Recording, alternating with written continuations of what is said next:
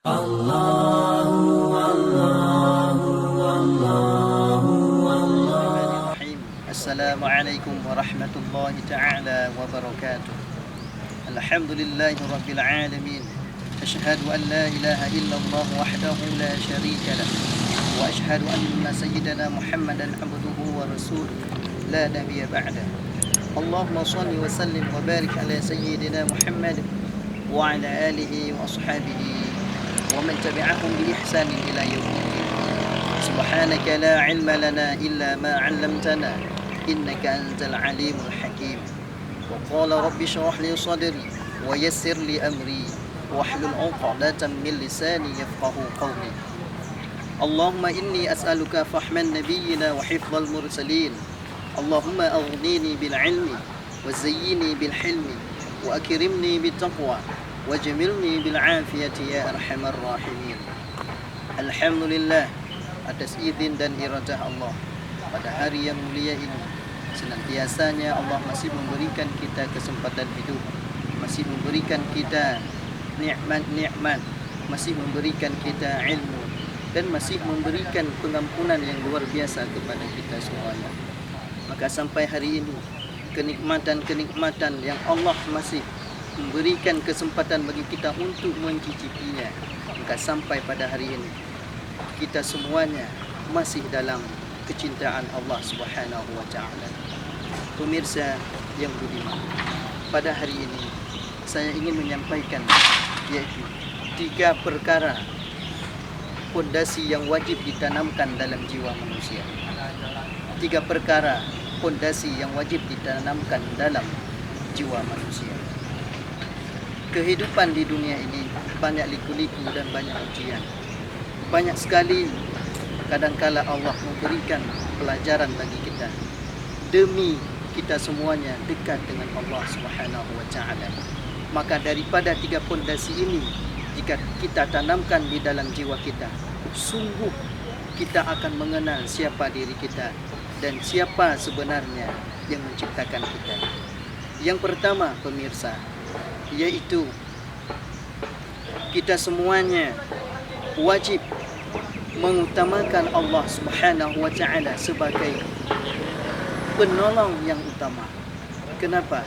Siapapun makhluk yang ada di dunia ini tak mampu menolong kita, tak mampu memberikan sebuah harapan kepada kita, tak mampu memberikan apapun yang kita inginkan. Tetapi kadangkala kita juga melawan Allah, padahal Allah sudah mengatakan, ud'uni astajib lakum, berdoalah kamu kepadaku, niscaya akan kukabulkan. Di situ Allah menyuruh kita berdoa, bukan bermakna Allah menuruti keinginan kita. Allah pencipta, Allah yang maha tahu, Allah yang memiliki segala-galanya di dunia ini. Maka Allah selalu akan memenuhi apa yang kita butuhkan, bukan memenuhi apa yang kita inginkan. Maka Allah berpesan kepada kita bahwasanya il tastaghithuna rabbakum fastajaba lakum anni mumiddukum bi alfin minal malaikati murdifin.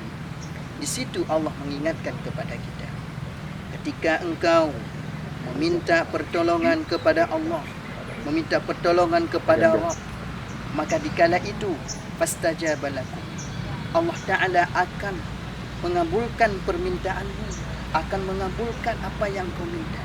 Anni mumiddukum, sesungguhnya Allah Subhanahu wa taala itu akan mendatangkan bala bantuan kepadamu di alfin minal malaikati murdifin, dengan 1000 bala malaikat yang berbondong-bondong bergantian.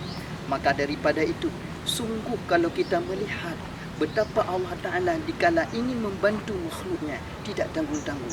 Jika kita meminta 1, 1000 Allah kasih. Jika kita meminta 1000, miliaran Allah kasih.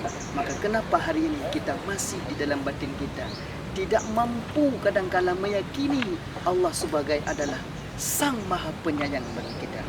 Pemirsa yang dimuliakan Allah Subhanahu wa taala. Yang kedua, jadikan anak dan harta sebagai ujian. Allah mengingatkan bagi kita, wa'lamu annama auladukum wa amladukum fitnatun annallaha indahu ajrun 'azim. Di situ Allah mengatakan, wa'lamu annama amwalukum. Sesungguhnya ketahuilah oleh kalian, ketahuilah oleh kamu, ketahuilah oleh semuanya, harta itu, anak itu fitnah, ujian. Semuanya ujian. Tetapi di balik Allah menguji seseorang, Allah menyimpan annallaha indahu ajrun 'azim. Di situ Allah menyimpan rahasia, yaitu pahala yang cukup besar. Maka perbedaan makhluk dengan yaitu Khalik berbeda. Kalau makhluk belajar dulu baru diuji, tetapi kalau Allah ujian dulu baru belajar. Maka di balik semua ujian yang Allah berikan kepada kita, di situ tersimpan salah satu, yaitu kasih sayang Allah. Apa Allah akan memberikan bagi kita, yaitu salah satunya pahala yang cukup besar di sisinya. Pemirsa yang dimuliakan Allah Subhanahu wa Ta'ala. Yang ketiga, jadikan nikmat Allah itu sebagai cicipi atau mencicipi atau untuk menikmati. Jangan jadikan nikmat Allah itu sebagai prioritas untuk dimiliki. Kenapa? Allah mengingatkan, wala in adzaqna al-insana minna rahmatan thumma taza'naha minhu innahu layausun kafur. Allah mengatakan bagi kita bahwasanya jika kalian itu diberikan nikmat Allah, diberikan rahmat Allah bagi kalian, ketika Allah menitipkan rahmat bagi kalian, siapa kalian? Manusia itu. Thumma taza'naha minhu, kemudian Allah cabut kembali nikmat itu. Apa yang terjadi ketika Allah cabut itu?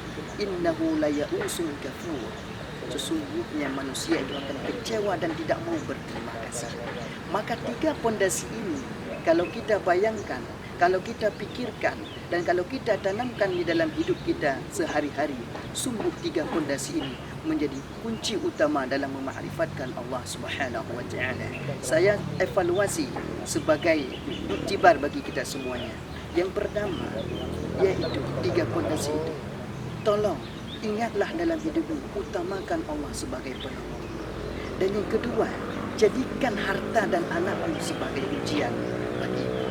Yang ketiga, jangan engkau pernah menjadikan harta apapun nikmat yang Allah berikan bagimu sebagai yaitu salah satu daripadanya, yaitu untuk memiliki. Dan ingatlah, hanya itu untuk mencicipi.